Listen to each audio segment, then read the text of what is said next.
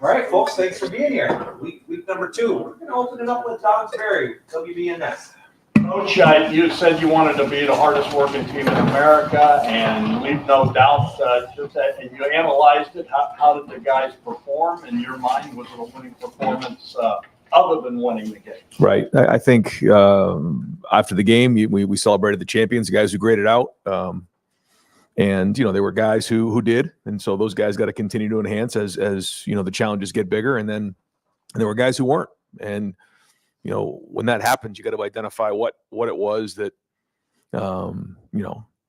didn't allow you to become a champion. Why didn't you grade out? Was it, somewhere in your process, it's feedback on how your week went, whether it was the preparation, whether it was the meetings, the walkthrough, the practice, where you were in terms of understanding the game, being in the moment, not getting caught up in the moment. There's a lot of things to identify what it was. And now in week 2, the guys who didn't, have to make those adjustments and grow. The effort, across the board was solid. We got a long way to go here, and we want to keep pushing. And there certainly were some great clips. I think you guys saw some of that on Saturday, but we're nowhere where we need to be. We got to keep building. It's a long season, and so we'll get back to work today. Far left, Joe Nugent, WCMH. Do you have a feel on if Cody or Donovan might be returning this week? Yeah, they're day to day right now. We're going to see how today goes, but had a good weekend, and we're going to list them as day to day. Front row, Dave Biddle, 24/7 Sports. Ryan, how did everything go with the helmet communications, and just what do you think of that new process? Yeah, it's different. It's different. You can see a lot more teams are huddling in week 1, which I thought would be the case. It was good, but there's still an element of the no huddle that everyone's using. So there's a kind of a hybrid, I think, of some people using it and some people still signaling and doing those things based on who you're playing. But I think it's a great thing for college football, and we're all adapting. I thought it went well in week 1. Fourth row middle, Pat Murphy, 24/7 Sports. Ryan, after the game, you mentioned metrics that you guys want to hit for the playoff. I don't know if you brought that up before. I don't know if you want to go into detail on what those are, but what are you looking at, and why is this year when you're kind of focusing on those type of things? Well, when you look at what the CFP looks at in terms of your ranking now, I think every little bit is going to matter. So whether you're a top 4 team or 5, 6, 7, or 8.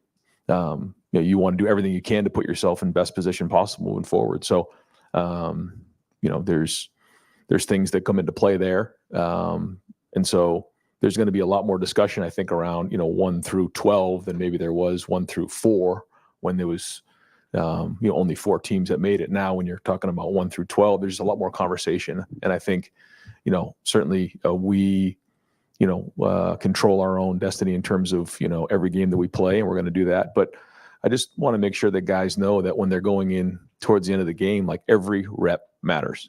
Why? Well, here's an example of why. And so that's the way we're going to approach every game. Andy Backstrom, fourth row, Lettermen Row. Yeah, Ryan, with having a chance to watch back the film, how are you feeling about the blocking? Are you looking for more explosion in the run game long term? Where is that right now, and how much does perimeter blocking kind of factor into that equation? Yeah, it definitely plays into it. There was good snaps. There was some plays that we got to the perimeter. We didn't quite make that guy miss a couple times, and then there was some other times where there was one in particular into the boundary. We pulled around. We didn't quite identify the backer that we had. There was a handful of things there. So yeah, we're looking to be more explosive, and everybody's got to own it. Everyone's got to be a part of it. There were some good things as the game went on, but got to see more improvement in week 2. Right behind is Cameron T. Robinson, the Athletic. Brian, you talked about talking about explosive, being more explosive in the punt return game. Obviously, Brandon did a really good job with that on Saturday. There's times in the past where maybe he would punt return, maybe lets one of those go or fall fair catch. Is that an idea of you guys being more aggressive, like trying to consciously be more aggressive in the punt return game? Yeah, we worked hard in this offseason on special teams. I think I shared with you that each of the coaches now own it, and Rob Keys is overseeing it, and I'm a big part of it on a daily basis now. And one of the studies that we did was every time the ball hits the ground on a turf field, there's an average of like 10 yards a roll there. So we want to make sure that we're aggressive in fielding those punts. At the same time, we can't be foolish because some of those punts, you put yourself at risk of a fumble. So the first thing we got to do is get the ball back. That's number one. Second thing we're trying to do is field it. Again, especially on a turf field when that ball can really roll. You've seen some really poor punts just kind of take off on the turf. And so we tried to eliminate those. We think that those are, well, Brandon Ennis's example, a couple of those on Saturday, in particular, the one that he returned, it was rolling down probably inside the 10-yard line. He stopped it and then returned it back. That was probably 3 or 4 first downs on offense. It's a big deal. So we're trying to educate our guys. We're also going to be sound to make sure that we get the ball back and win the turnover battle. Second row right, Bill Landis, Kings of the North, and the podcast. Ryan, Will has, I think, half of the scramble yards now with you guys that he had last year at Kansas State because he had that one play where he got 118 yards. And scrambling to kind of like extend plays, I don't know if he did that a ton at Kansas State. I know he had a lot of designed runs, but did he show you guys anything in this offseason, whether that's changing his body or just, I don't know, different mentality where he's going to do more to be a little bit more of a playmaker in those situations that plays do break down? Well, he can because he's big in the pocket, but he also has speed that once he gets going, you can see that he can hurt you with his feet. And I think that's when you look back on what Justin Fields did a great job of was that he would extend plays on third down, and when you can steal a couple third downs in a game with scrambles, that makes a huge difference. It changes how the defense plays against you, and you can extend plays, which allows receivers to get open longer. So I think he's going to be in a little bit more of a drop back situation here than maybe previously. So he's going to have those opportunities, but he also has to make good decisions when he's doing that. The play at the end of the half really put the ball in jeopardy. That was a really poor decision. And so, that's a part of it. You got to take care of the football, and having 2 hands in the pocket, making good decisions when it's time to throw it away. I thought he did a nice job in one of them in particular where he did throw it away. There was another one. I think he kind of scrambled on a play like around the 25-yard line. He came back, ended up throwing it away. In that moment there, maybe try to scramble a little bit more. You can't come up with every scenario that can come up. He's got to go play football and get a feel for it. But, for the first game out there, I think he looked like he had some confidence. He was moving around with a purpose and discernment in his decisions. So that was good. But, we got to build on it now. Tony Gerben, Buckeye Huddle. Right now, how do you assess the tight ends, G, Will, Jelani, after taking a look at everything? Yeah, I thought they, as a group, blocked well.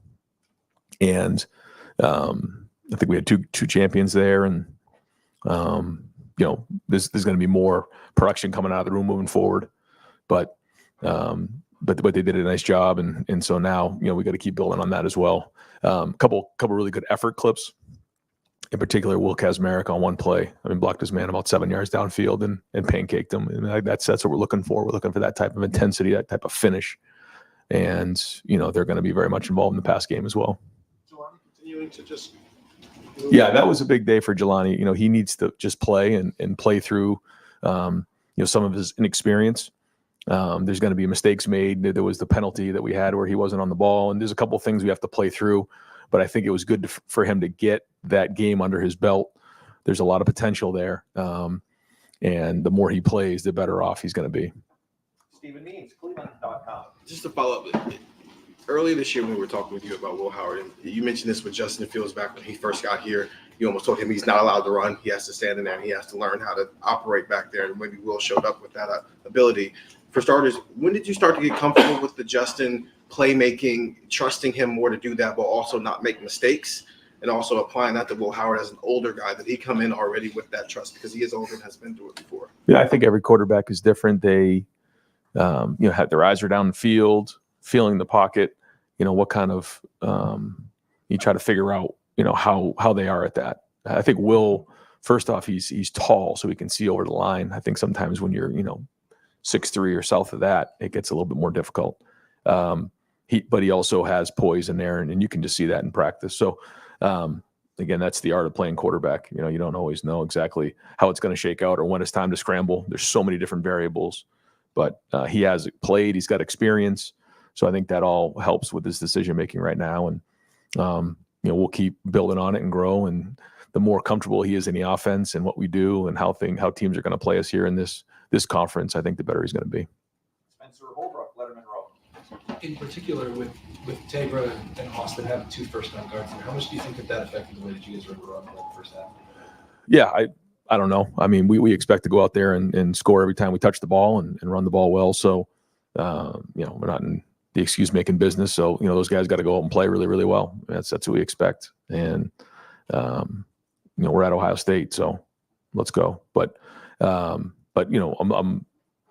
predicting that this week they have a really good week of practice and they keep growing from it and they build from it and they have a point of reference moving forward. Jeremy Birmingham, the podcast. Ryan, untrained eye, it looked like Arvell Reese really kind of popped a lot when he was out there, and then there were other linebackers that are obviously, it's a whole group of guys playing for the first time really. When you see Arvell go out there and look that natural and look like he belongs like that, what does it say about that position moving forward? How do you see the rotation moving forward when Cody gets back? Well, the way that Arvell played, he deserves more reps, but I think it has to do with his preparation. And there was a moment last week where his preparation was just okay, and then there was a point in the week where he really dug in and did a really good job with his preparation. I think Jim and James would tell you the same thing, and I think that allowed him to play fast. So. That's a big part of playing linebacker. There's just a lot that comes with it. I mean, I review their tips and their test every week, and there's a lot in that packet. So he had to prepare at a high level, and once you do that, then the game can slow down for you. And so if he continues to do that, you see the athletic ability. I mean, and the strain. That's what I like the most. I mean, some of those reps that he had. I mean, he's going as hard as he possibly can from point A to point B, and we can build on that. I mean, any coach in America would love to have somebody like that. So. If he keeps going like that and keeps with his preparation, then he's going to keep building. I mean, there was 5 guys who'd never played before, really, at linebacker. What was your biggest plus? What was the area that you had the biggest concern? It seemed to me like they played hard. And I thought, Sonny moving positions here, a week within or a week and a half of playing in the season, he handled that very well. I thought his communication was good. He got everybody on the same page. And so that was good. I just think there needs to be overall consistency. It needs to be, each guy has their own thing they need to work on. And I know James is working on that. Adam King, WBNS. Coach, Chip up in the box, your first game really since you've been here that you weren't leading the play calling. How did that go down there for you? Yeah, it was good. Again, Chip had his mindset on what he wanted to get done in this game, and it was a start. A long way to go, but no, overall the calls came in quickly, and I thought overall that part was good. We still want to be clean across the board. I think we can be cleaner across the board. A couple little penalties here and there that we got to clean up, but and again, still same thing, efficiency. I think we can get in and out of huddle faster. We can get just sharper in everything that we're doing. But just in terms of the operation of calling a game and all that, it was clean in week 1. Did you find it gave you a little more freedom during the time the offense wasn't on the field? Yeah. You get the iPad, and so you can kind of see what's going on during the game and get a feel for exactly, what you're seeing. That is new. You didn't really have that before. You're really relying on the guys up in the box to give you information. Your eyes can sometimes deceive you down in the field. Now you're able to confirm what you think you saw, make adjustments, and have the communication to the players in that moment. So that was good. But the same thing with special teams, just being more involved with it with Rob, making sure the right guys are in there, what the calls are, and then being there on defense to just encourage the guys and be around them. And I did enjoy that part of it. Dave Holmes, WSYX. We just saw Western Michigan give Wisconsin a bit of a scare. I'm guessing, Ryan, that the talent gap we know is there, but I'm guessing that Western's guys, just given national TV and stuff, have probably seen your players play dozens of times over the past few years. And I'm guessing until film, your guys have probably never watched a Western Michigan game. I'm just curious, in matches like this, do you see teams try to use that lack of familiarity against you? I mean, how does that work? Yeah, I mean, I'm sure in the past there's been different things that teams have done, but ultimately, it comes down to, not your opponent, but whether you're, I've been there before on both sides of this. And You just got to come in and do what your guys know, and it comes back to your training in the end. So, we know that there's certain things that we need to work on and improve on across the board, and that's what we're going to focus on. They do have a good team. I thought they played well. I think it is good for us to see them play another Big Ten opponent just to compare what we're seeing. So that was good, and I thought they played well in that game. They were strong, and they have a good team. Dylan Davis, Delaware Gazette. Did you get close at all to playing 3 quarterbacks on Saturday? Was there a third guy that maybe you considered putting in the game, or was that never? It never really got to that. We wanted to try to get Devin in there and try to get him some drives, and you did see us throw the ball down the field. And again, we're just we're trying to just run our offense and give him opportunities. So it wasn't like we just handed the ball off and got out of there. We tried to get the offense moving. The goal was to score a touchdown. We made sure everybody in the huddle understood that. We didn't do it, so that was a little disappointing. But that's for everybody in that huddle, not just the quarterback. And if we have an opportunity to play 3, we will. But we didn't. I felt like there was a point there where we did pull away there in the second half, and we were able to put Devin in the game. And there may be some games here we get Devin and thrown in a little bit earlier in the game. That wasn't the situation on Saturday. If you find yourself in a position, who would that guy be? Do you feel strongly about who that third guy would be? Right Yeah, now? all those guys are working right now. So we need all those guys to compete, and we're going to roll them and just try to keep evaluating on a weekly basis. Dan Hope, 11 Warriors. Ryan, when you talk about being nowhere where we need to be, what are the biggest points of emphasis this week, areas that you feel like the team needs to improve this week? It's just so many things across the board. It's not just one area. You can watch all four phases of special teams: kickoff return, punt return, and just identify things. Like for instance, on that play of a punt return, those plays go like 12 to 14 seconds. They're long plays.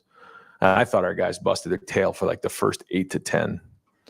And then for the last 4, like, how do you replicate that in practice? It's not as easy as you think. So like that's just one example. There are many other examples in special teams. On offense and defense, each guy has their things that they need to improve on. You go through the list of things. We go through that with the team. We watch the film on Sunday, and then we go. I'm not going to get into all the details of it, but just little things all across the board that we need to improve. And when you have a bunch of those things, it adds up. And we know where we need to be. And I think the foundation hasn't been built yet. What we talked about, the preseason and how that foundation was being laid. Well, we're still building that up and trying to figure out, how the preseason translated to game 1. Again, there's some assumptions that were made, like, hey, this guy's ready, this guy isn't, or, maybe this guy's a little bit better than we thought he was, or this technique is not near where it needs to be, or, maybe there's somebody in there who you thought they were in better shape than they were, and after about 20, 25 plays, their game started to fatigue, or maybe there's some guys in there who, the stage was a little bit too big for them early on. They had to settle down. I mean, these are all the things, and without getting into the details of all the things that we talk about as a team, like those are the areas that we all have, and each player has their own things that they need to improve on, and then offense and defense are focusing on things as a group. Austin Ward's podcast. Ryan, what did you think of Austin Serveld specifically, and is there a possibility that even when Donovan comes back that he could be still in the mix in the interior? Yeah, I think so. He looked like a first-time starter in there who has real potential, has power, has strength. And I think once he got his feet underneath him and started playing a little bit and flushed through everything, then he played decent. He didn't grade out a champion, but he wasn't that far off. So that was good. And so now, as we take the next step, you'll see him play this weekend, and how much will be dependent on how healthy Donnie is going into the game.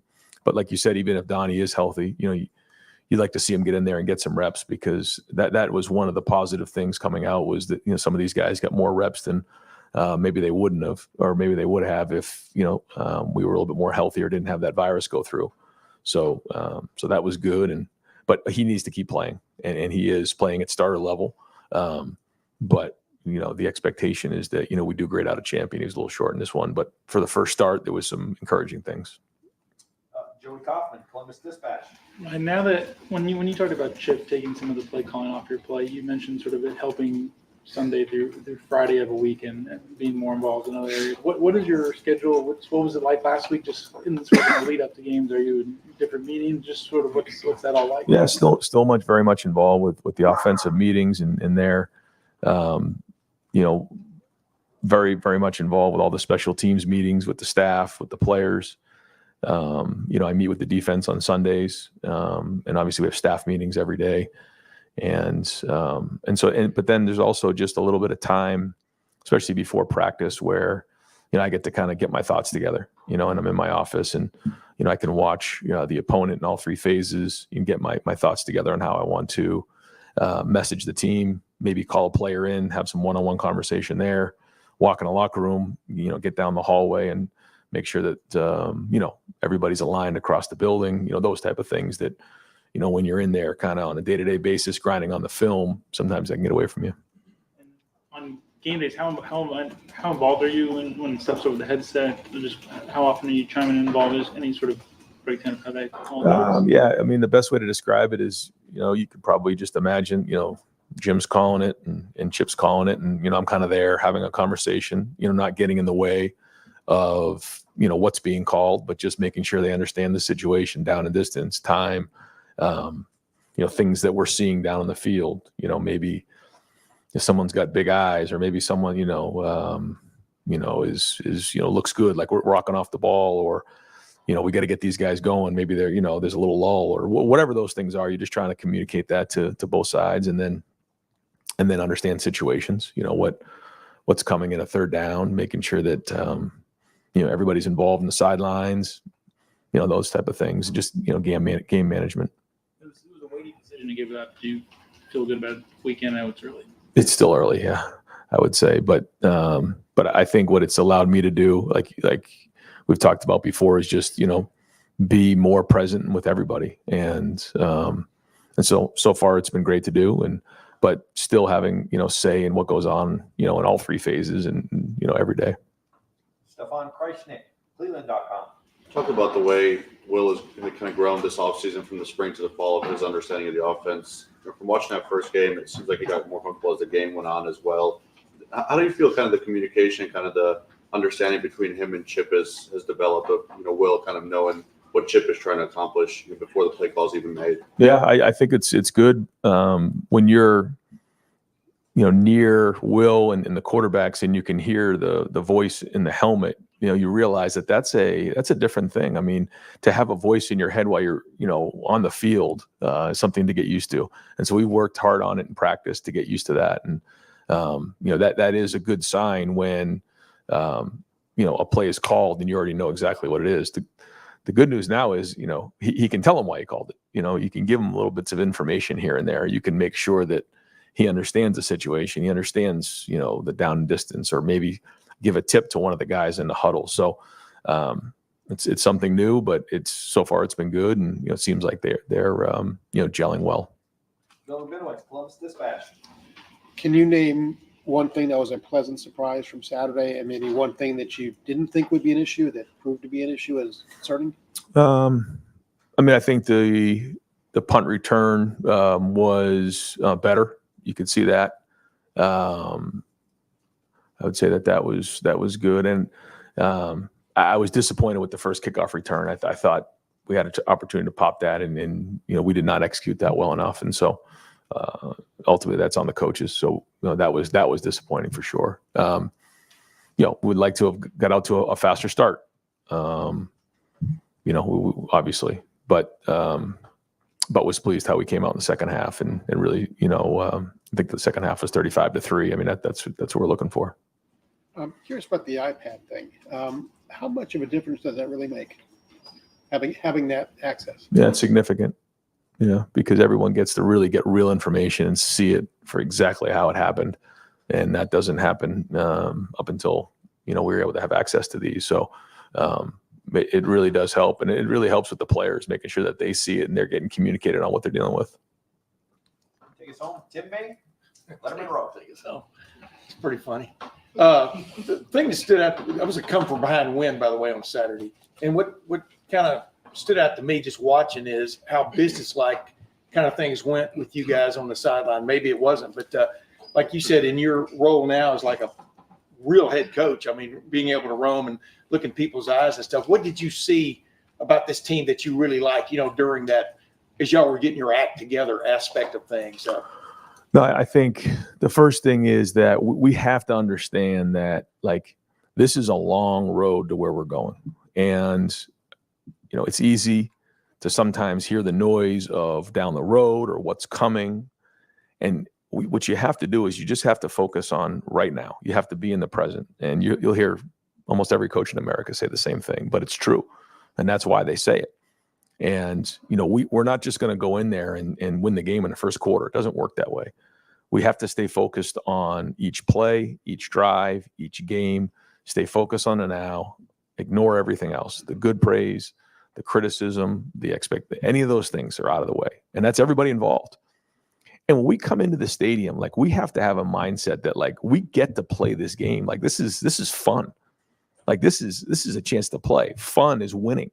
Fun is executing. Fun is scoring touchdowns. Fun is getting stops. Like, that's what it's all about. And that's why we're playing this game. And so, in that, you feed off the crowd, and, all of a sudden, I think sometimes, it's easy early in the season to, be looking down the road at what's going on. And then all of a sudden, you can find yourself in a little bit of a lull. That's not going to happen. It didn't happen. We responded well, and we played really well in the second half. So we're looking to get a fast start on Saturday and, get out there with great energy and be in the moment and just, maximize every single play the best you can. And so we've got to make sure that that's important. And so, we'll keep reiterating this week. 2022, you had a veteran quarterback who had played the previous year, CJ. I don't want to go through the litany of veteran quarterbacks, but as you're watching the game from your vantage point Saturday, are you looking at it on the field like, Will had some plays he'd like to have back, but did you still see a guy who had played before? You understand what I'm saying? Yeah, From a command standpoint. Yeah, he's played. You can tell he's got his demeanor that he's played before. He just hasn't played in this offense before. So there's things about the offense that he's still picking up. So it's a little bit of both. But the command, being in the stadium, not having big eyes and things like that. I thought the timing on the two touchdown throws in particular to Jeremiah were excellent. I thought the timing throw to Carnell was really well done, and the only way that you're throwing things on time like that is if you've done the preparation and you've mentally played that play in your head over and over again. That's a sign of a good quarterback. There's other things that came up that, is somebody that just hasn't played in the offense a bunch. So we got to get him these reps. And, but in terms of the command and the way he handled himself, he looked experienced out there, and even the scrambles were big, and we got to continue to take care of the ball, and that's the most important thing here. Yeah, you got it. Thanks.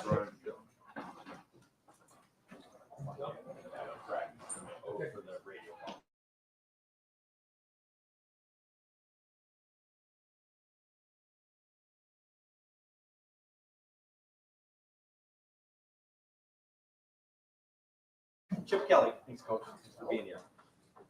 We'll open it up with second row right, Bill Landis, Kings of the North. Hey, Chip, what did you learn, I guess, about Will and his ability to kind of be like a playmaker outside of structure throughout spring and the summer, but especially on Saturday?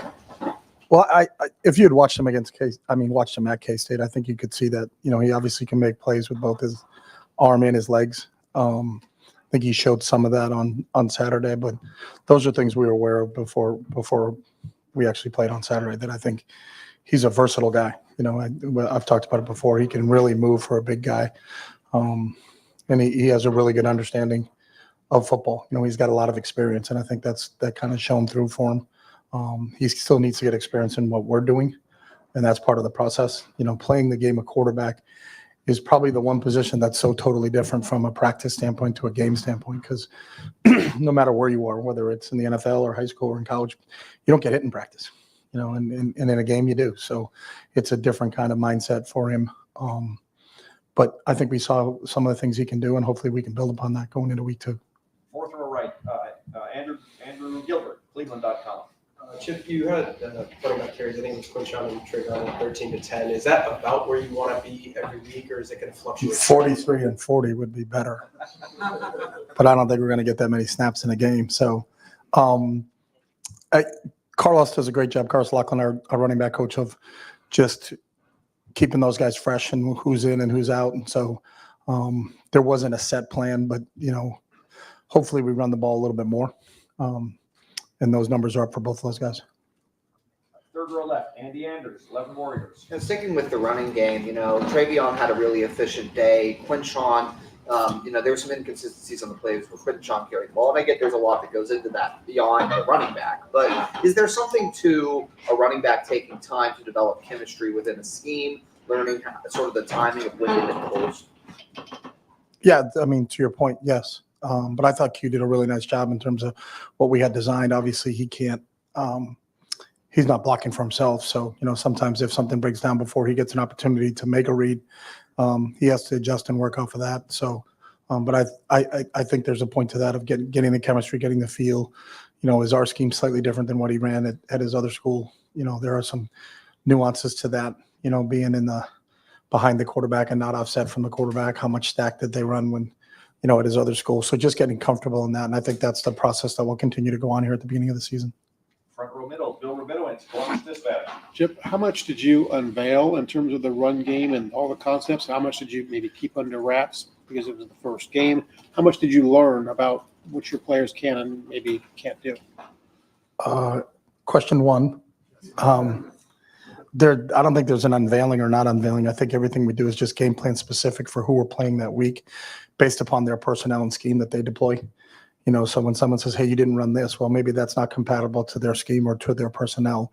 So it wasn't like we held anything back or didn't hold anything back. That's the game plan that we put together to go against Akron. And I think I learned as the game got along, we were probably a little shaky early. Everybody, we had to drop early, kind of offset. Will started, 6 of 16, but then finished 11 of 12. So I think once he got settled, everybody started to get settled and get into the rhythm of the game. You could start to see a rhythm develop in there because I think we were kind of off rhythm wise early in the game. But I think as we started to get moving, especially those couple drives, 3-play drive to open up the second half, starting to get some consistent runs and some consistent pass plays. I think when we get into a rhythm, it can be a really good offense. Front row left, Dave Biddle, 24/7 Sports. Chip, when was the last time you coached from the press box? And how did that go on? 2008 was the last time when I was a coordinator. How did that go on Saturday? What'd you think? We practiced it, so we've been every time we've gone to the stadium, we've had an opportunity to do that. So kind of got settled and familiar up there. It's a great view.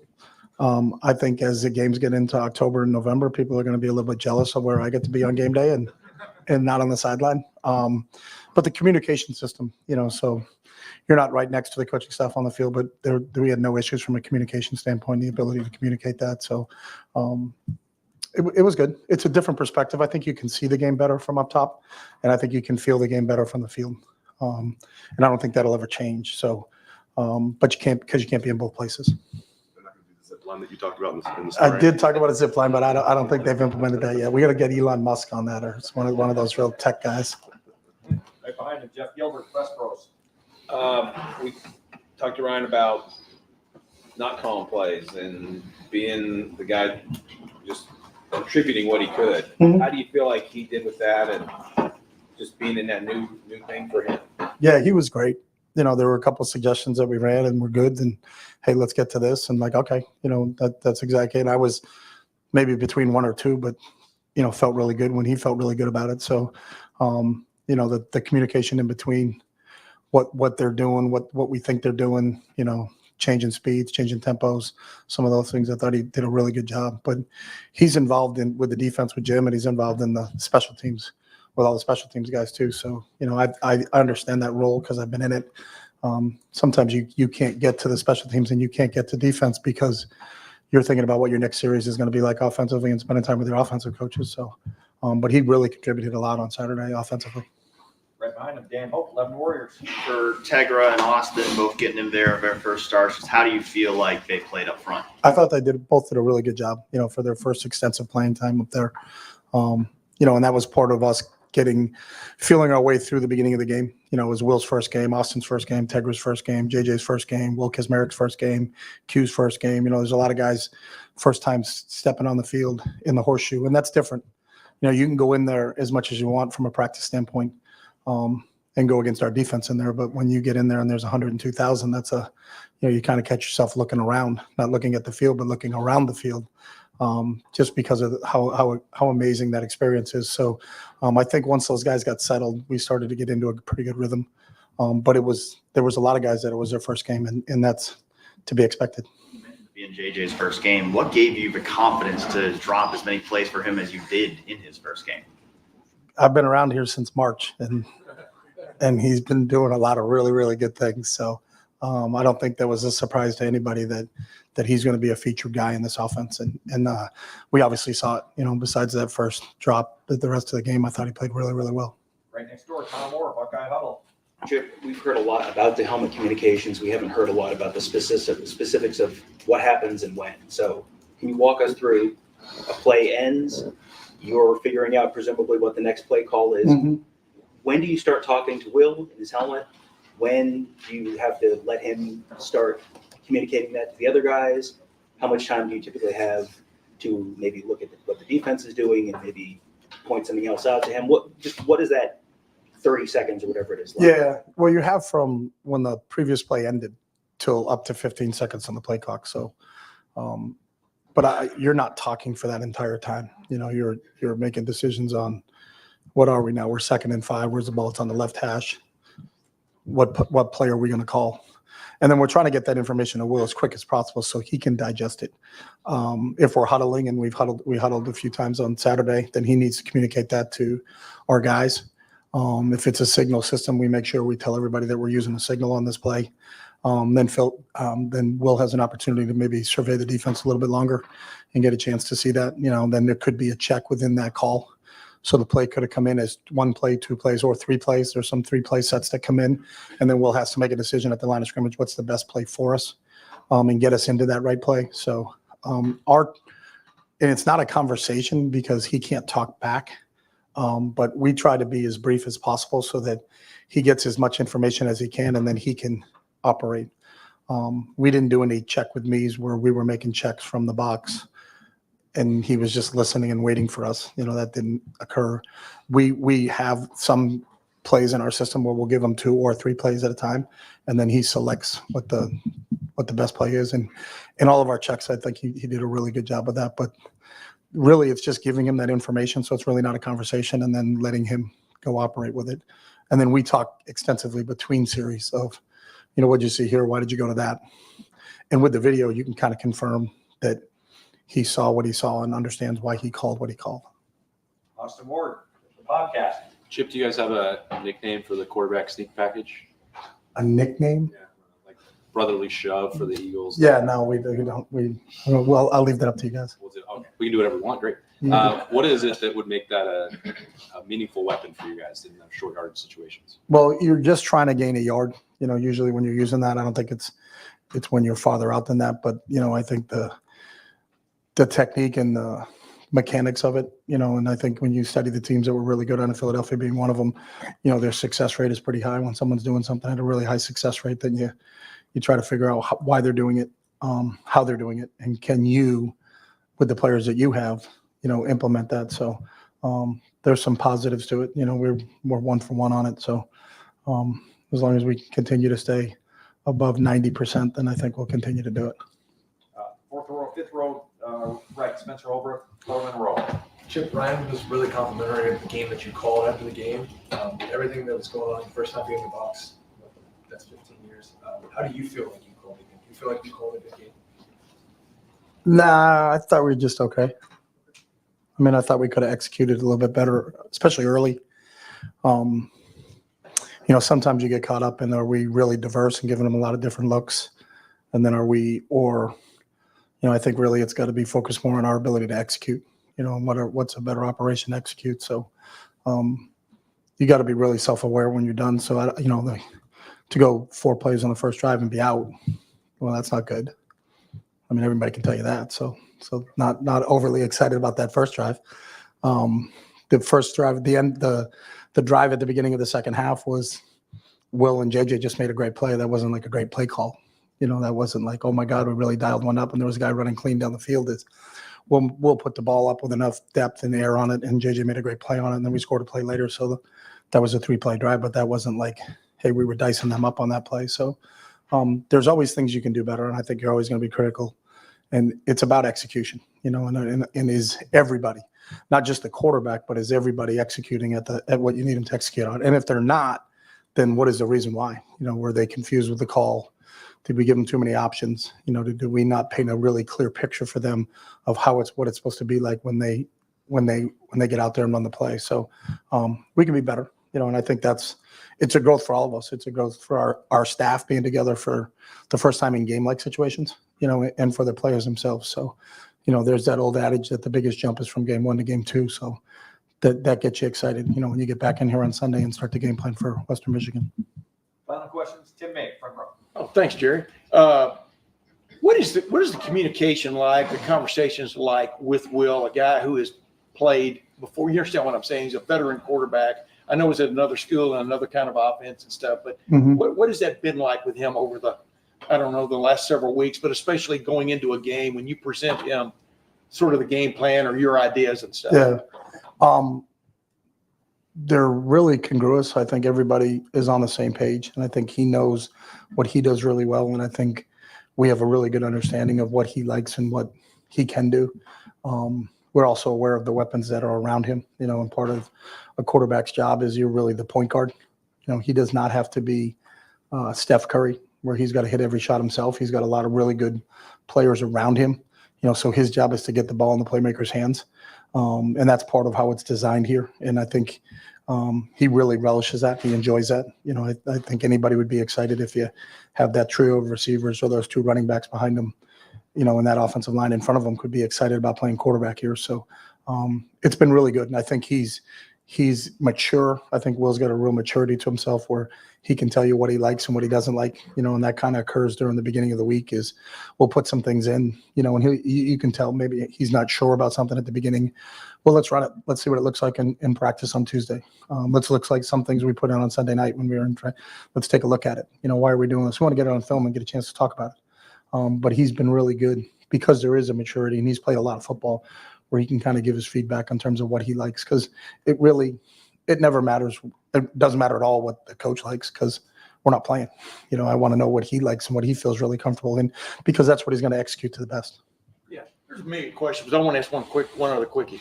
Did you find yourself Saturday when Quinshon's in the game thinking, I'm going to call this because Quinshon's in the game? When Trey's in the game, I'm going to call this because Trey's in the game. You understand what I'm saying from a running I do understand what you're saying. Yeah, we really don't.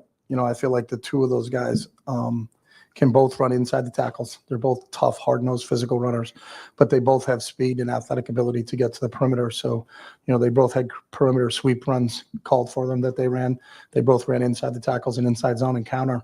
So the unique thing about both those guys is sometimes you have 2 different type backs. I think with both those guys, you can call a similar game plan. And I think James Peoples fits into the same category. So when James got in there, I thought he was really productive in the small amount of snaps that he had. But for a true freshman to come in here and play like James did, and we think he's got a really bright future here. But it doesn't change with him in there either. Sometimes you may have a 5'7", 160-pound guy when you got to do a lot of free release and not pass protecting.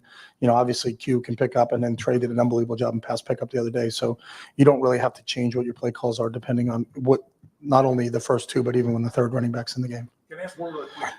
How much more of a hallelujah? Ask him. He's in charge. I got no juice. How much of a hallelujah moment is it? You really, Akron did some things that maybe you weren't expecting, or they hadn't shown on video. Maybe that's what Will pointed out, a couple of blitzes, things like that. But to have a video like Western Michigan, having a game under their belt and fresh video of their 2024 defense, how much of a that helps start is because if you ask Wisconsin, I think Western Michigan changed defensively from the year before, really drastically. They were a 3-3 stack team, and they did not play 3-3 stack against Wisconsin. So I haven't talked to the Wisconsin coaches, but I think it's not what they did when they were at Louisiana Tech either. So you got to go off of what they do for film, but you have to be prepared for everything. It's still 11 on 11, so I think they can draw up some things and do some different things, and they may catch you with something, but there's still a dynamic to how they're going to do it. There's usually 4 down guys and a couple linebackers and some DBs. So we're not going to try to overcomplicate the game too much if we can't. Coach, thank you very much. All right. Thanks, guys. Thanks, Chip.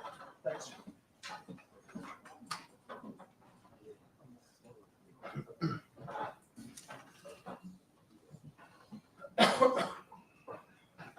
Expect Will Howard here.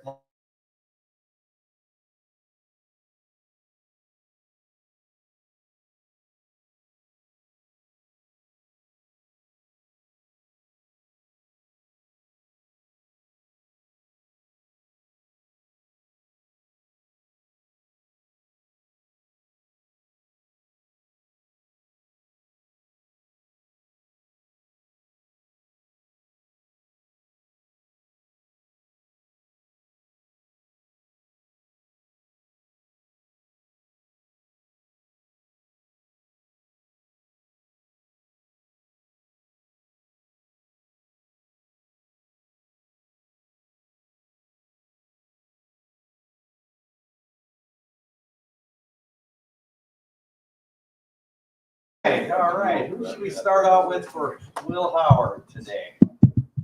Oops. Go Andy Baxter, fourth row right, Lettermen Row.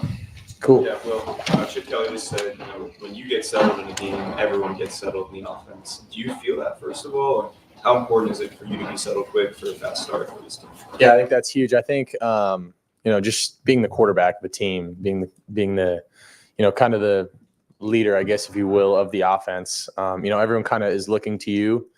I understand that responsibility. I feel like, being the quarterback, you kind of have that responsibility of kind of being the, we go as I go, and everyone, I want to be that guy that everyone can look to, in the moments and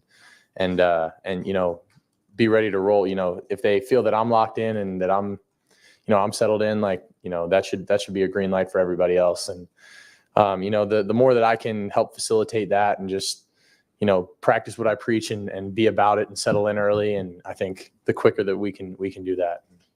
Over to the right, Adam King, WBNS 10 TV. You've had a chance to look at the film a little bit. Kind of what were you most proud of yourself on Saturday, and where did you see the most improved growth? I think once I got settled in, like you guys said, I think I was most impressed with my decisiveness. And, I feel like once I did make decisions, I pulled the trigger and I was ready. And even, sometimes I didn't make the perfect decision, but, if you're on time and you're decisive with it, then that can kind of make up for mistakes sometimes. But that's obviously not the world I want to live in. And, I want to make good decisions so I don't have to get bailed out by being decisive. And that's, I think, the biggest thing is just ironing out, some decisions and looking at, how we can start a little faster, how I can get into a rhythm a little quicker, and just playing clean, and starting out a little cleaner and not having to, I think we worked through the struggles that we had early. I don't want to say struggles, but, some of the sloppiness that we had early, we worked through it and it was good, but we don't want to have to do that, every game. We want to be able to start fast and not have to work through adversity if we don't have to. Third row right, Dylan Davis, Delaware Gazette. Just what have you seen about Western Michigan on film as you've got a chance to look at it this week, and what stands out to you defensively? I think they got a new defensive coordinator. He came from Louisiana Tech, but I think they're doing some different stuff, than they did down there. Pretty standard. It's not going to try and fool you a lot with what they're doing. I feel like, on our eyes, but they're pretty good at what they do. And, I think they did a pretty good job against Wisconsin last week. They fought hard. I think they have some decent players, some pretty good players inside. One of their corners isn't a bad player. I think this week we got to, reframe our minds and just attack them however they give us, opportunities. Deep right, Jeremy Birmingham, the podcast. Well, a couple weeks ago, you talked about not needing to be Superman, right? And then there was one play on Saturday where I wasn't sure if you were trying to be Superman or if you just realized you had a team full of Superman. And so you decided that I'm going to just try this and throw it to Travion behind you. When you look at that play coming out of it, what was your thought process? And where do you feel like, how do you avoid that, I guess? Yeah, that is something that I can't do. Just putting the ball in harm's way. We talked about it, and I think it was just, again, me trying to make something happen. When things don't go the right way, but it's just having the wherewithal to know when to try and make plays, and then also be smart enough to not put the ball in harm's way or make decisions that could put the ball, like I said, in harm's way. And for me, it's just, in that situation, I just got to tuck the ball, go down, and and eat it, because at that point, they got us. They showed a boundary pressure. They brought one from the field. Good for them. But at the end of the day, I just got to minimize those errors. Putting the ball in harm's way and just taking care of it. And because at the end of the day, possessions and especially in that middle eight, taking care of the ball is really important. Fourth row middle, Pat Murphy, 24/7 Sports. Well, Chip was just talking to us about the helmet communication, and I guess I hadn't thought about it this way, but he mentioned he can talk to you, you can't talk back. So I'm curious how you handle that, being that it's a new thing. I assume you guys have lots of conversations on the sideline. And then when he gives you multiple plays, just your ability to decipher which one is the right one, how you felt you did with that.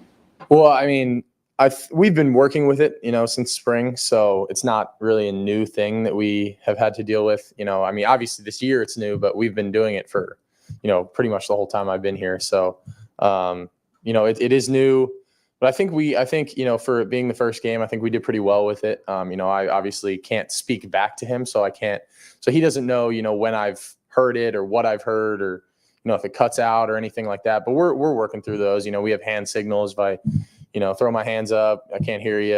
It's just like little things like that. But at the end of the day, it's just kind of working through the progression of it. And I think it was pretty smooth week one. I think we were able to have a little dialogue, on the headset. And I think it's really beneficial for us. I think, we can continue to move on and keep using it in a good way going forward.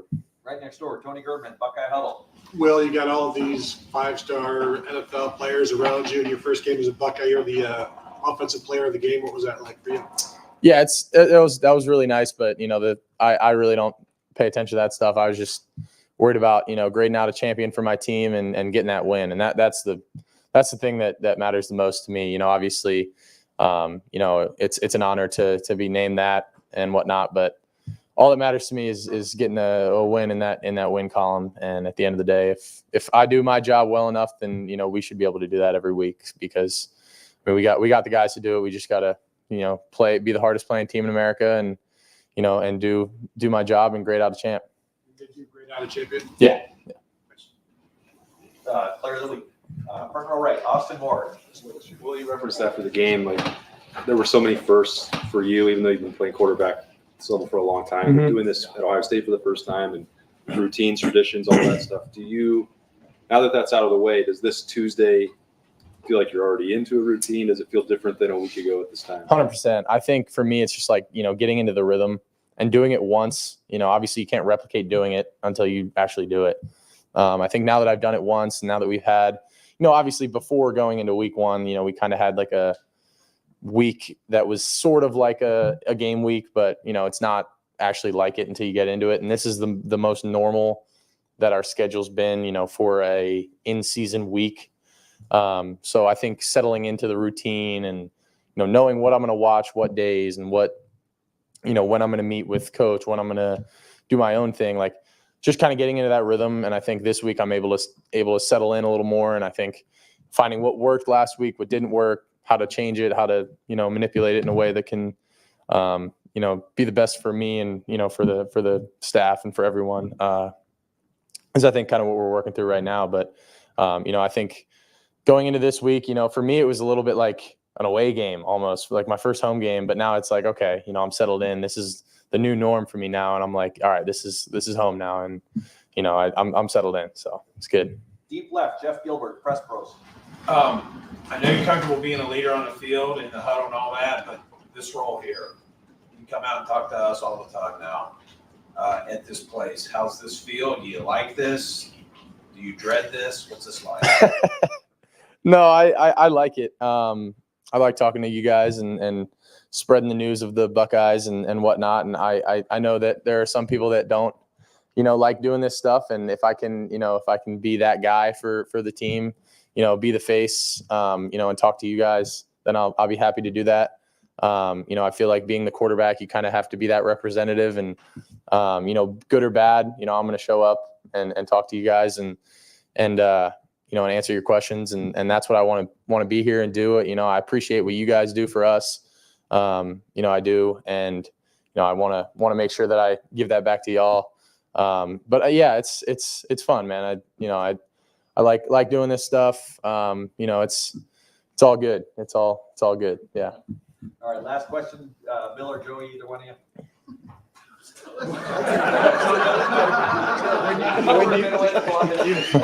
Shaking each I other tried off. to defer and be nice. When you watched the tape, when you watched the video, was there one thing that struck you that maybe you didn't realize or didn't see on a Saturday? No, I don't think so. I think there were more opportunities for me to use my legs than I did use and than I thought.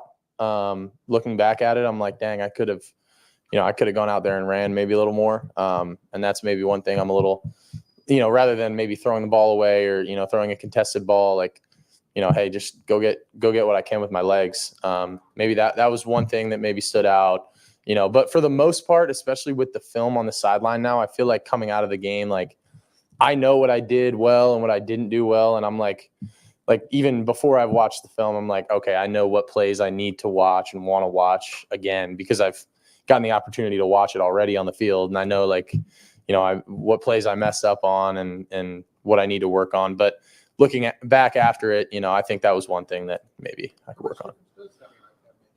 I like it a lot. We used to do it in high school when I was in high school, and I'm a big visual learner. Like, it's obviously really hard to just remember the play. But being able to see it and look at it, because when you're in the moment, sometimes things are going fast and, you feel like you see something and it looks like something else. But, I think now the older that I am, I think it's a lot of it's just confirming looks and, hey, where was this guy lined up pre-snap, to show that they go to this coverage or, whatever it may be, just looking at stuff like that. I think it's really helpful and I really enjoyed it. Will, thank you very much. Thank you guys. Go Bucks. David?